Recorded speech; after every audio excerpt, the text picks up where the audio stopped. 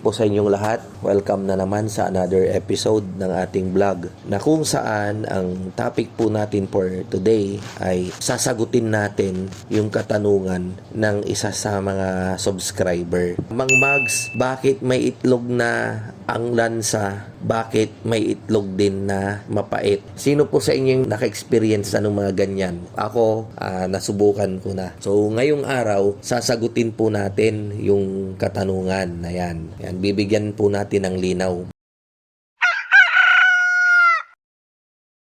Bakit may malansang itlog? Dahil po sa kanilang kinakain. Pansinin po natin na kapag yung ating manok ay masyado nating napakain ng isang ingredients na high in omega-3, yun po yung nagpapalansa ng kanilang itlog. Alam naman po natin na yung source ng omega-3 ay nanggagaling sa fish meal, nanggagaling sa canola. So kapag nasobrahan yung ingredients na yan sa feeds na ipinakain natin sa ating mga manok ay lumalansa po yung kanilang iniitlog, Kaya lang maganda naman po sa natin yan, sa kalusugan natin, yung omega-3 na yan, 'di ba? Mapansin ninyo, yun ngang mga ibang canned goods nilalagyan pa nila ng omega-3. Maganda po yan sa kalusugan natin. Kaya lang malansa po. And then ito po, yun palang manok natin, kapag nakakain siya ng feeds na mataas yung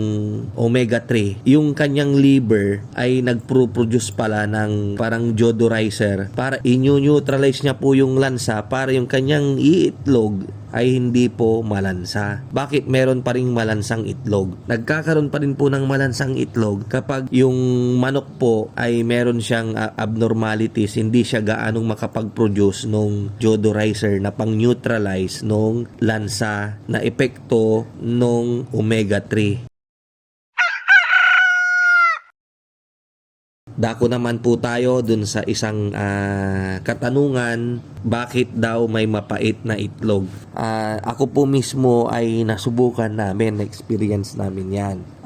Minsan po, nung ako ay nag-aalmusal, nagtaka po ako dahil yung panlasa ko dun sa kinakain ko ay mapait. Hinanap ko kung alin yung mapait. Ang almusal ko po nung umagang yon ay hotdog at saka itlog. Possible po baka yung hotdog kako. So akin pong nilasahang mabuti yung hotdog pero hindi naman pala. So sinubukan ko naman dun sa itlog. Nilasahan kong mabuti yung itlog. At ayun, yung itlog nga po yung mapait. Nagkataon naman po na merong manukan sa gilid ng bahay. So doon nanggaling yung itlog na inalmusal. Nag-obserba ako, tinawag ko yung tagapakain, tinanong ko kung ano yung ipinapainom niya, paano siya magpakain. Nalaman ko na lang na ang ipinapainom pala niya nung mga araw na yon ay doxycycline, antibiotics. Alam niyo po yung doxycycline, may pangtao din po kasi na doxycycline.